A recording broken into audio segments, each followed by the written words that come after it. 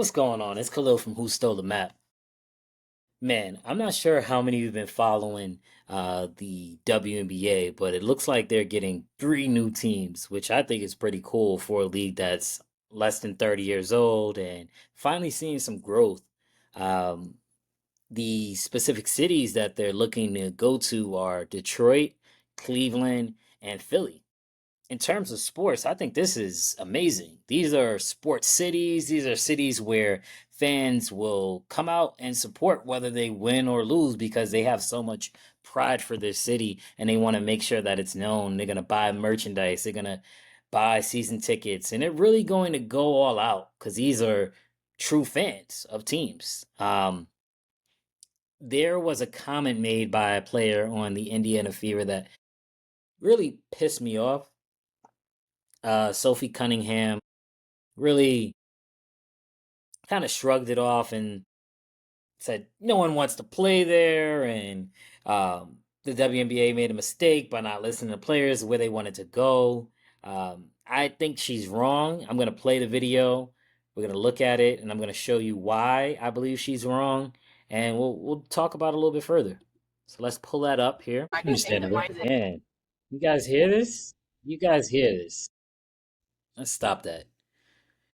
Man, she made a number of comments that I disagree with. She stated that WNBA needs to listen to its players in terms of where they want to play. Are we talking feelings or are we talking business? I do think feelings sometimes can be mixed within business, but ultimately, outside of you going with your gut, feelings are thrown out the window. As I mentioned earlier, these are three cities that have been proven to be sports towns. You're talking about Miami. Have you paid attention to sports in Miami? Go watch a Miami Heat game. People don't get to the game until like halftime, and they leave before the game is even over. Those aren't fans. Those are people that's trying to walk out there, stunt, have a couple drinks, take a couple pictures, and then hit the club. They're not there to actually watch sports. You want fandom. You want people that throw on a hat, spend money, buy some season tickets. That's what you want in terms of a sports team and the fandom behind it. She's talking about uh, an arena or a stadium that they use for women's soccer. Are you comparing women's soccer to basketball? Soccer, the most popular sport, not in America, not in Nashville, but the world? I think that is a poor comparison.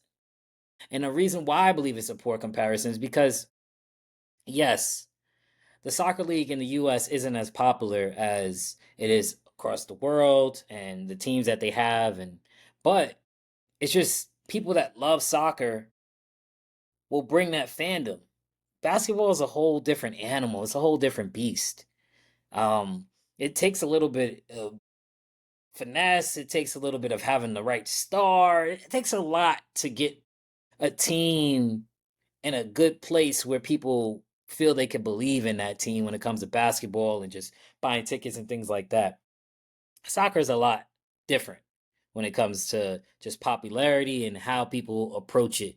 And these all three teams were bought by billionaire owners in the NBA. So they've already ran successful businesses outside of the NBA that allowed them to acquire this team. And now they get to acquire a team in a league that is slowly growing. And then over the past few years, it's starting to skyrocket a little bit. Like, I think she forgets that the NBA still subsidizes a lot of the cost of the WNBA. So the NBA is paying the bills of the WNBA. WNBA is less than 30 years old. You're talking about playing in Miami. You know how much it's going to cost to have that team play in Miami? There's a reason why a lot of these WNBA teams went from big arenas to smaller places because they couldn't build up the fan bases in order to get them there. I live in Atlanta. The Atlanta Dream used to play where the Atlanta Hawks play, but they couldn't fill it anymore.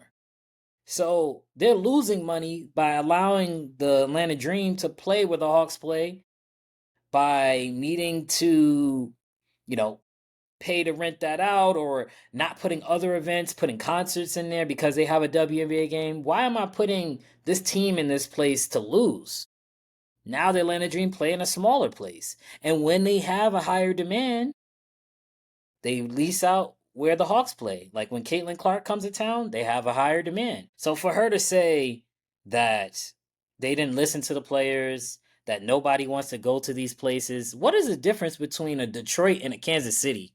I think people would rather be in Detroit than Kansas City, if you're being honest. Unless you would rather be in Kansas City because you know something going on there. But I think people would rather be in Kansas City. I think people would rather be in Philly because you're right there. You can get to New York in a little bit. You can get anywhere within that little, you know, circle in a short time frame. And in Cleveland, you're Midwest. Yes, a lot of people don't like to be in Cleveland, but these are the teams that are going to help set it up so that one day you could have a team in Miami. You know, the WNBA players are complaining about equal pay. You can't just increase the cost of everything because the players want to make more money. It has to make sense. You have to build up to that. Back in the day, the NBA players didn't make a lot of money. And then little by little, as they got advertising dollars, merchandise, and all these things that help grow the league, they were able to start investing back into the players. That's why a lot of the older players are upset at how much the worst player on its NBA team makes right now. They had to crawl so these players could run. So if you're understanding what I'm saying, is that these people know what they're doing. They're not going to put up millions and millions and millions of dollars and lose it. They're going to set it up so that they can win at the end of the day. They're not going to want to just blow their money. They're going to want this team to go from 20 million, whatever it is, 30 million, 40, 50 million to 500 million. They're going to want it to grow as the league's growing. So they're setting things up so that they can eat when it's time to get to the table. But right now, stay humble, because this is what's going to get you that payday. This is what's going to get you those extra endorsements. This is what's going to get you more games in the WNBA because they don't have a lot of games. We can agree to disagree, but those are my thoughts. It's Khalil from Who Stole the Map. Like, comment, let me know if you do disagree or you agree. Drop it down below. I'm here to just speak my piece and let you know I think she's wrong, and I think she needs to stop talking and just play. And it's not a shut up and dribble type of thing, but it's more of a, hey, ask questions before you speak type of thing. These are the big dogs out here. So learn with time. All right, I'm out of here.